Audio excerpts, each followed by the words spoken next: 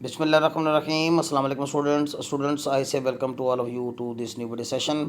Students आज हम BS English का हमारा जो एक पेपर है पाकिस्तानी लिटरेचर या पोस्ट कॉलोनियल लिटरेचर का जो पेपर आता है एचईसी की रिकमेंडेशंस के मुताबिक, उसमें हमने ट्वाइलाइट एंड दिल्ली यानी दिल्ली में धुंधलका जिसे अहमद अली ने लिखा था उसका एक वन मोस्ट इम्पॉर्टेंट क्वेश्चन हम डिस्कस करेंगे। और क्वेश्चन है सिम्बोलिज्म से मतलब कि इस नावल को हमने सिम्बॉलिक सेंस में डिस्कस करना है कि इस नावल के अंदर सिम्बोलिज्म भी मौजूद है। तो बहुत से सवालात इस नावल पे हैं, लेकिन स्टूडेंट्स इससे पहले मैं मीर निहाल का करैक्टर जो है इस नावल का मैं आपके साथ डिस्कस कर चुका हूँ। और आज हम सिम्बोलिज्म की डेफिनेशन को डिस्कस करेंगे कि सिम्बोलिज्म से मुराद क्या होता है, इसकी इंग्लिश में डेफिनेशन क्या है।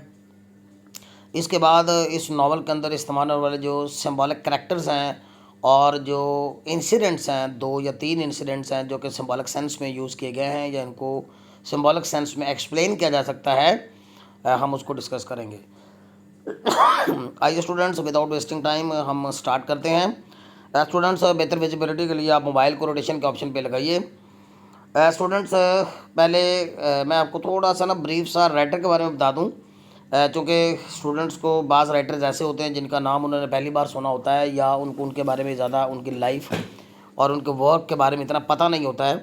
तो राइटर के बारे में ब्रीफ सेंटेंस जवाब तो आगे मैं दूंगा ही रिटन फॉर्म में, लेकिन पहले आपको मैं थोड़ा सा अहमद अली साहब के बारे में बता दूं। Ahmed Ali was born on July 1 1910 in Delhi. ये इंडिया का एक शहर है, मशहूर ज़माना शहर, इंडिया का दारुल हुकूमत भी है। 1910 में यकम जुलाई 1910 को पैदा हुए थे। है इज़ अ पाकिस्तानी पोइट, और वो बाद में पाकिस्तानी पोइट बने, नॉवलिस्ट बने, क्रिटिक बने, ट्रांसलेटर बने, डिप्लोमेट यानी सफ़ीर भी रहे, एंड स्कॉलर और एक बहुत बड़े स्कॉलर भी थे।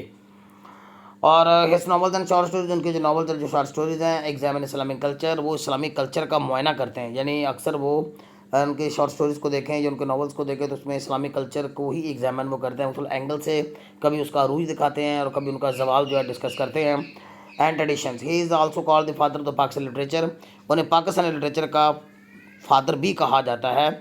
अहमद अली जो फर्स्ट नावल, अहमद अली का जो पहला नावल था ट्वाइलाइट एंड दिल्ली, इसे बहुत शोहरत मिली और इनसे ही उनको एक अच्छा जो है आगाज़ फराम हुआ अपनी राइटिंग जो है वो उसके शोबा में। गिव एम मच फेम, उन्हें बहुत शोहरत मिली। ही इज़ पॉइनियर, और उन्हें आगाज़ करंदा यानी आगाज़ करने वाला पॉइनियर कहा जाता है of modern Urdu short story, modern Urdu short story का भी।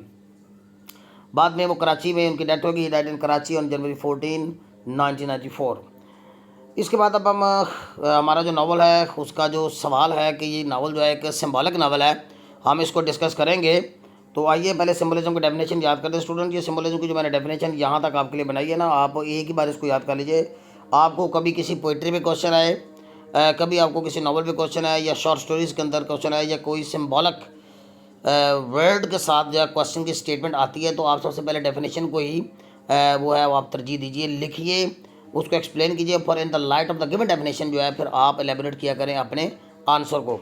तो एक ही बार एक ही डेफिनेशन आप अच्छी तरह से समझ लीजिए, याद रखिए कि सिम्बलिज्म से मुराद क्या है।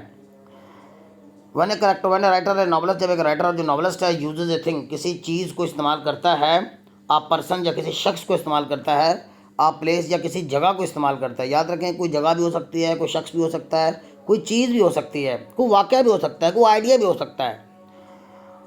आर एन आइडिया, या किसी ख्याल को इन the deeper and broader sense, गहरे मानों में और ब्रॉडर सेंस में इस्तेमाल करता है।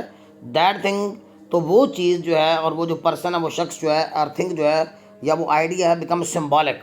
यानी जब वो डीपर यानी सरफेस लेवल से हट के वो जब डीपर लेवल पे बात कर रहा होता है या समझाना कुछ और जाना चाह रहा होता है या कोई डीपर मैसेज कन्वे करना चाह रहा होता है उस चीज़ के ज़रिए, उस शख्स के ज़रिए, उस प्लेस के ज़रिए, उस आइडिया के ज़रिए, उस इंसिडेंट के ज़रिए, तो इस चीज़ को हम सिम्बलिज्म कहते हैं, अलामत नगारी कहते हैं।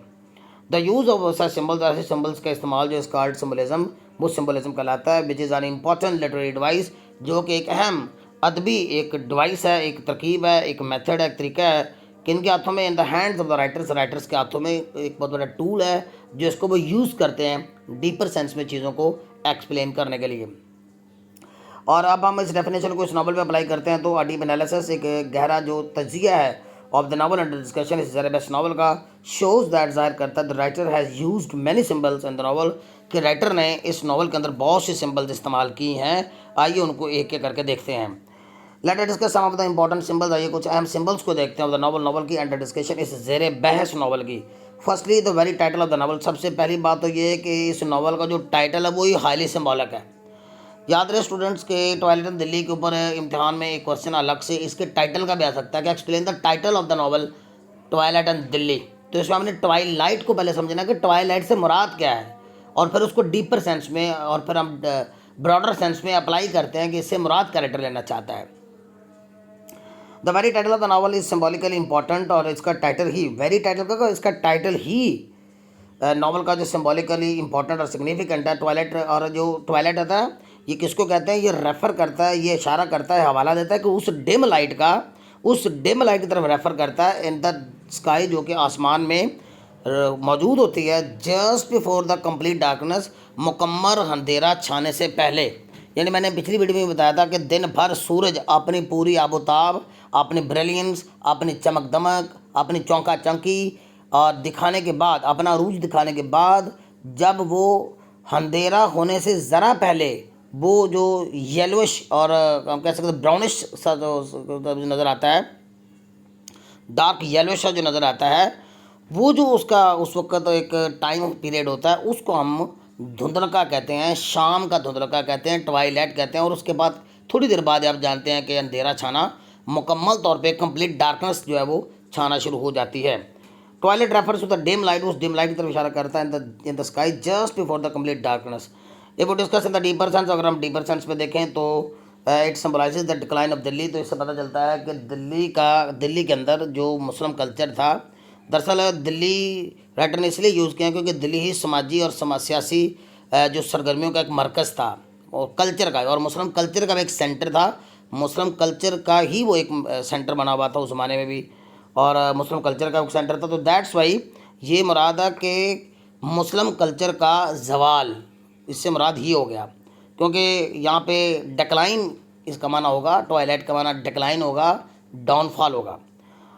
After the full days brilliance, पूरे दिन भर की ब्रिलियंस के बाद, एंड शाइन के बाद और चमक दमक के बाद, द सन लूजेस ग्लैमर, सूरज अपनी ग्लैमर खो देता है, अपनी चमक और चौंका चौंकी खो देता है, एंड ब्रिलियंस को when it is about to set, जब वो ग्रूब होने वाला होता है।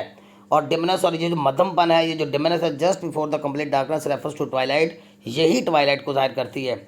इट सिम्बॉलिकली रेफर्स टू, और सिम्बॉलिकली रेफर करता है to the last stage of the Muslim climax, ये मुसलमानों के अरूज की आखिरी स्टेज को जाहिर करता है। It shows the approaching downfall, और ये करीब आती हुई, अप्रोच होता है करीब आती हुई, अप्रोचिंग एडजेक्टिव के तौर पर इस्तेमाल किया गया है। ये करीब आती हुई जवाल को जाहिर करता है द मुस्लिम सिविलाइजेशन, मुस्लिम तहजीब का, मुस्लिम कल्चर का, which was the result of their carelessness, जो कि उनकी केयरलेसनेस का बायस बना, की वजह से हुआ, इनएबिलिटी, नाअहली की वजह से हुआ, एंड मिस मैनेजमेंट और मिस मैनेजमेंट की वजह से हुआ। याद रहे स्टूडेंट्स के 1857 की जंग आज़ादी से पहले यहाँ पे आपको पता मुग़ल हुक्मरान थे, और मुग़लों ने मिस मैनेज किया, नाअहली दिखाई, केयरलेसनेस दिखाई, और यूँ जो है फिर वो जो दूसरा कल्चर है, जो ब्रिटिशर्स जो थे या अंग्रेज़ जो थे, वो आहिस्ता आहिस्ता हावी होना शुरू हो गए। और इस नावल का जो टाइम पीरियड दिखाया गया 1911 से लेकर 1920 तक का 9-10 साल का ज़माना दिखाया गया है।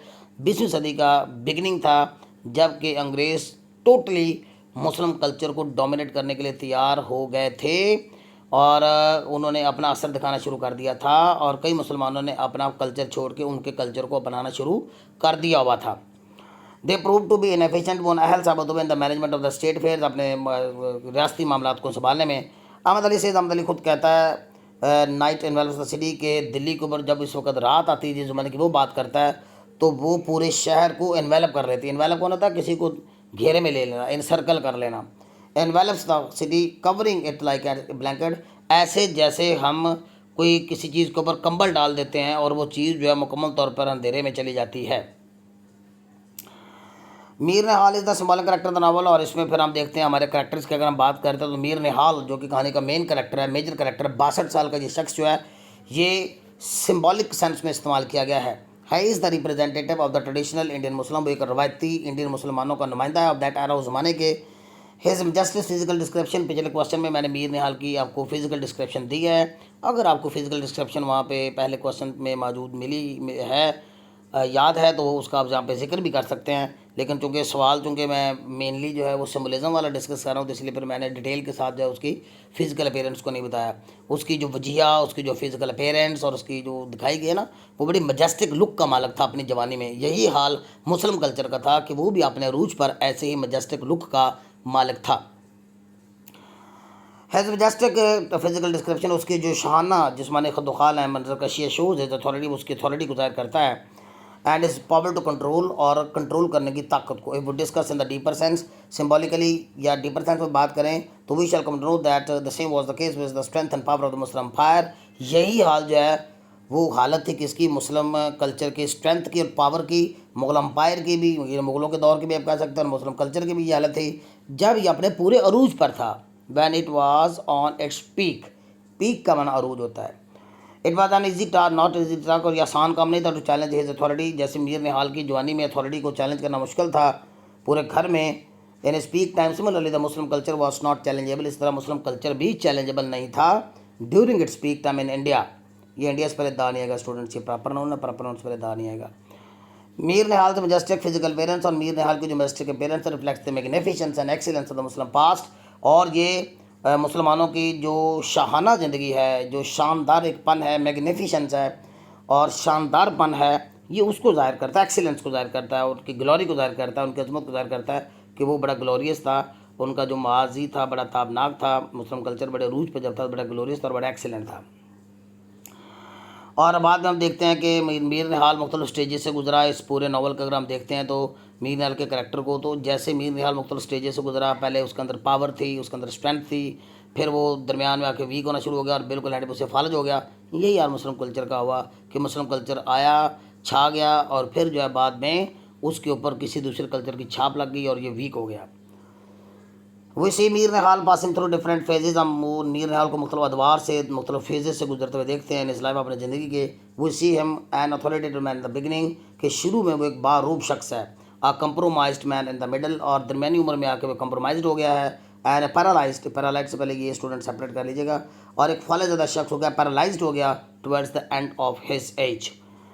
सो ये जो दीज चेंजेस हैं, ये जो मीर निहाल के करैक्टर के अंदर ये जो चेंजेस दिखाई गई हैं, अगर हम इनको सिम्बॉलिक सेंस में लेते हैं तो ये एप्लीकेबल होती हैं उन चेंजेस पे जो कि मुस्लिम कल्चर, जिनसे मुस्लिम कल्चर दो चार हुआ, जिसको मुस्लिम कल्चर ने फेस किया, which was full of strength, जो कि स्ट्रेंथ का मालक था एट द स्टार्ट, शुरू में, compromising in the middle phase and towards the and, और आखिर पे मुस्लिम कल्चर जो उसने अपना ग्लैमर खो दिया और अपने ब्रिलियंस भी खो दी, ऐसे ही जैसे मीर निहाल ने यहाँ पे खोई है। Eventually, the Muslim culture had to face a decline and downfall. In short, the changes taking place in the character of Mir निहाल, किस्सा मुख्तसर मीर निहाल के अंदर, किरदार के अंदर होने वाली जो तब्दीलियाँ हैं, ट्रूली वो सच्ची मुच्ची जो है ज़ाहिरी तौर पर रिफ्लेक्ट करती हैं उन तब्दीलियों को विच took place in Muslim culture, जो कि मुस्लिम कल्चर में रूनुमा हो गई। This is what Ahmad Ali wants to convey through the character of Mir Nihal, और यही मीर निहाल के कैरेक्टर का जी राइटर दिखाना चाहता है। ये मटेरियल मैंने पिछले क्वेश्चन में भी डिस्कस किया हुआ, इसलिए मैंने ज़रा स्पीड के साथ किया है। अब हम देखते हैं जी thirdly the division of the Nihal's house. Mir Nihal की जो हवेली है, हवेली टाइप घर होते थे ज़माने में, बड़े बड़े घर होते थे, बड़े ज़बरदस्त मुस्लिम कल्चर के जो रिप्रेजेंटेटिव हाउसेस थे दिल्ली में, तो बड़े बड़े घर होते थे, हवेली टाइप घर होता था। मीर निहाल का जो घर है इंटू जनाना एंड मर्दाना, उसकी तकसीम की गई, उसकी सब डिवीज़न की गई है जनाना और मर्दाना में। यानी एक साइड से मर्दाना वो है, वो घर तो गेट तो एक ही होता था, लेकिन आगे जो डिवीज़न ऑफ द हाउसेस थी, डिवीज़न ऑफ द जो अपार्टमेंट्स थी, वो जनाना और मर्दाना में होती थी, और सीढ़ियाँ जो ऊपर चलती थी मर्दों के लिए और एक साइड पे औरतों के लिए। तो ये जनाना और मर्दाना में जो तकसीम की गई है, सिम्बॉलिक सेंस में तकसीम की गई है, और ये जेंडर डिस्क्रिमिनेशन को ज़ाहिर करती है कि आपस में जो जेंडर है उनका आपस में फ़र्क होता है, डिस्क्रिमिनेशन थी, उसको बहरहाल मेनटेन रखा गया था। जेंडर डिस्क्रिमिनेशन का मतलब होता है कि वो जो मुज़क्कर मुअन्नस से यानी मुराद है कि मेल और फीमेल का आपस में जो इम्तियाज़ एक फ़र्क है उसको मेनटेन किया गया था in the society. It also shows the restriction, और ये जो जनाना मर्दाना में ये जो तकसीम है ये उन पाबंदियों को भी ज़ाहिर करती है। रिस्ट्रिक्शंस पाबंदियों को कहते हैं इम्पोज्ड ऑन, जो नाफज की गई थी, लगाई गई थी तो free movement of the female class की फ्री मूवमेंट पर। They had no role to play in the social and economic life, उन्हें समाजी और माशी ज़िंदगी में कोई और रोल प्ले करना नहीं था। एट दैट टाइम इंडिया में उस ज़माने में ख़वातीन जनाब अपने तक ही महदूद रहती थी, अपने जनानगी तक ही वो महदूद रहती थी, और इसके अलावा उनको मुआशी सरगर्मियों में और इकनॉमिक सरगर्मियों में उनको मदाखलत करने की इजाज़त बिल्कुल नहीं थी, और घर के अंदर जो भी डिसीजन होता था, जो फैसला होता था, उनको वो चैलेंज नहीं कर पाती थी। ये भी इस चीज़ की तरफ इशारा करता है। It also refers to the patriarchal यानी सोसाइटी को ज़ाहिर करता है। और ये चीज़ पैट्रियार्कल सोसाइटी को ज़ाहिर करती है। पैट्रियार्कल बहुत अहम वर्ड है। पैट्रियार्कल से मुराद ऐसा माशरा होता है जी जिसमें मर्द की हुकूमत होती है, घर के ऊपर मर्द का राज होता है, मेल डोमिनेट करता है। जैसे हमारे पाकिस्तान में भी मोस्ट ऑफ द हाउसेज जो ऐसे हैं, स्पेशली देहाती बैकग्राउंड के जो होते हैं, उनमें औरतों का राज नहीं होता बल्कि मर्दों का राज होता है। उनका चलता है, उनका डिसीजन नाफज होता है, वही घर के सारे बड़े फैसले जो वो सर अंजाम देते हैं और वही फैसले लेते हैं, और औरतों को इजाज़त नहीं होती कि उनके फैसलों को चैलेंज करें। मेल डोमिनेटेड सोसाइटी यानी मर्दों के गलबे वाला मुआशरा, पैट्रियार्कल। फोर्थली, और यहाँ पे एक जी बेगम निहाल भी रहती है। सारी बात है, बेगम निहाल मीर निहाल की बीवी है, जो कि आगे चल के हम देखेंगे कहानी के towards the end of the story हम देखते हैं कि वो ब्लाइंड हो जाएगी। तो उसकी ये जो ब्लाइंड होना है ना, ये भी सिंबॉलिक सेंस में इस्तेमाल किया गया है। मीर निहाल बेगम निहाल, जब ब्लाइंड होता है, बेगम निहाल का जो ब्लाइंड होना है shows her inability to make proper decisions, वो उसके प्रॉपर डिसीजन ना लेने की नाअहली को ज़ाहिर करता है। इट आल्सो शोज दैट, इसका ये भी ज़ाहिर करता है कि वुमन ऑफ दैट टाइम, कुछ ज़माने की जो औरतें थी वर ब्लाइंड, वो ब्लाइंड थी, मुराद अंधी थी, बेखबर थी। And they were totally unaware of the rights, और उन्हें अपने हक हकूक़ का बिल्कुल पता नहीं था। They were not allowed to challenge the decisions and actions, उन्हें इजाज़त नहीं थी कि वो एक्शंस और डिसीजंस को चैलेंज करें, taken by the male class at home, जो कि मर्द तबका घर में लेता था। इसके अलावा जी हमारा एक अहम करेक्टर असगर है, जो कि मीर निहाल का बेटा है, जिसने इस कहानी के अंदर हमने देखा कि 2-3 इश्क भी किए हैं, और उसका भी हम हवाला देखते हैं। वो भी सिंबॉलिक सेंस में इस्तेमाल किया गया, लेकिन वो मॉडर्न कल्चर को ज़्यादा फॉलो करता है, जो कि ब्रिटिश कल्चर जो है उस वक्त डोमिनेट होना शुरू हो गया था, और पैंट शर्ट पहनता है, बूट पहनता है, और उस कल्चर को फॉलो करता है जो कि ब्रिटिश और जो इंग्लिश जो है वो लेके आए थे। Asghar is also symbol of English culture, Asghar को यहाँ पे इंग्लिश कल्चर की एक सिंबल के तौर पे दिखाया गया है, एक जनरेशन गैप के तौर पे दिखाया गया है कि बाप कैसा है और बेटा कैसा है, उनमें बड़ा फ़र्क आ चुका है। He prefers to wear English boots पहनने को तरजीह देता है, एंड ड्रेसेस और लिबास को विच मीर निहाल हेट्स, जिसकी कि मीर निहाल जिससे नफरत करता है। तो ये बाप और बेटे का ये जो इख्तलाफ है, ये आगे चल के थीम वाला जो आपको मैं क्वेश्चन डिस्कस करूँगा नेक्स्ट वीडियो में, उसमें भी मैं ये मटेरियल आपके लिए ऐड करूँगा।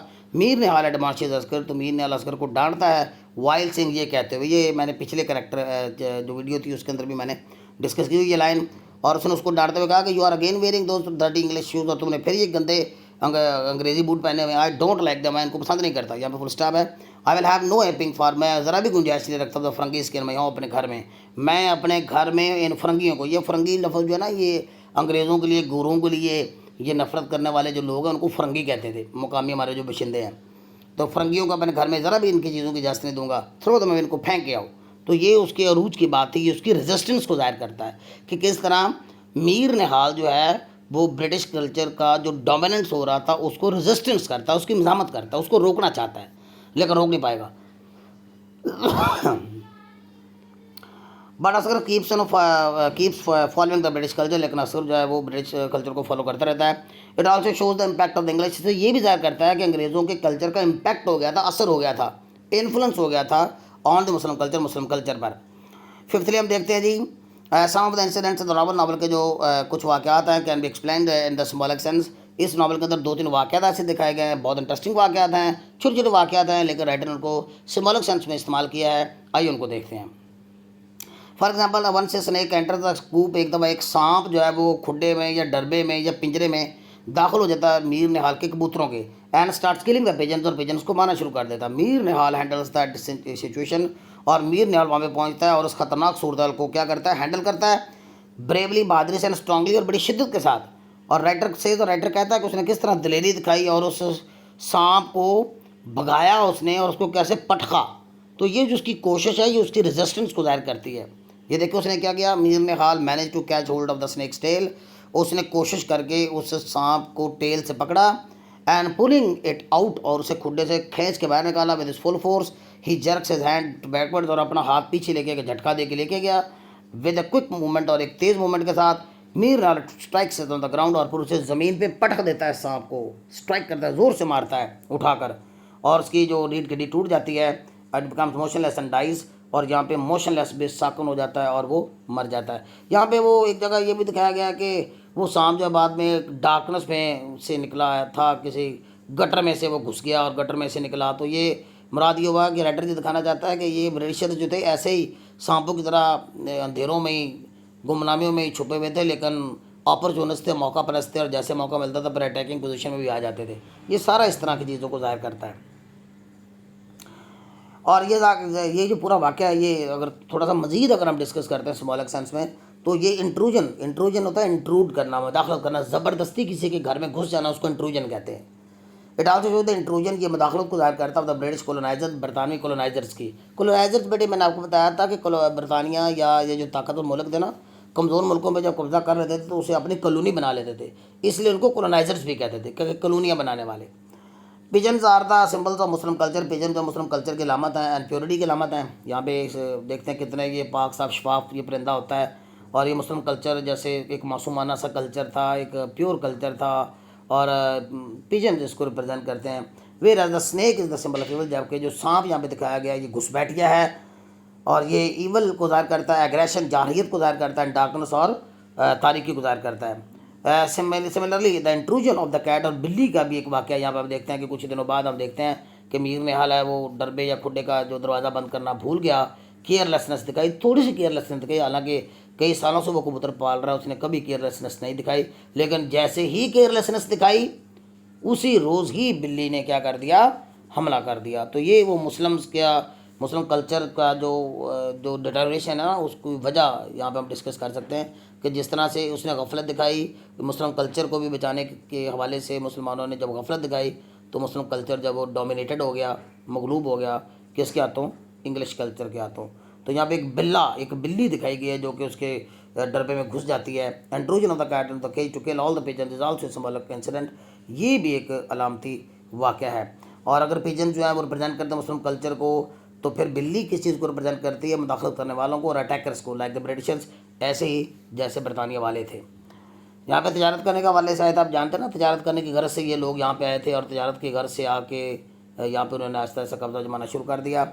और फिर जिस तरह से बिल्ली एक जाहिल किस्म का जानवर है, बड़ा फुर्तीला जानवर है, और बड़ा फिरोशस, बड़ा खूनखार है, और फिर बड़ा मौका परस्त होता है, ये सारा कुछ सिम्बॉलिकली ज़ाहिर करता है किस तरफ, अंग्रेज़ों की कनिंगनेस की तरफ, अंग्रेज़ों की चालाकियों की तरफ, और अंग्रेज़ों की उस तबाही की तरफ कॉस्ट बाय द फॉरनर्स, जो कि फॉरनर्स ने यहाँ पे बरसीर की तरफ मचाई, जैसा कि ये ब्रिटिशर्स थे।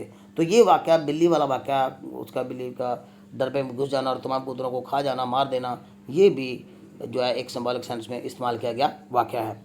This is perhaps the most symbolic incident, और शायद इस नावल का सबसे बड़ा सिम्बॉलिक इंसिडेंट है। आखिर में हम मीर निहाल का जो पैरालिसिस हो गया, उसे फॉलो हो गया, इसके नावल की आप समझ पढ़िए, बड़ी ज़बरदस्त स्टोरी है, सिंपल सी स्टोरी है, लेकिन इस सिंपल सी स्टोरी के अंदर से ही राइटर ने बहुत कुछ निकाला है।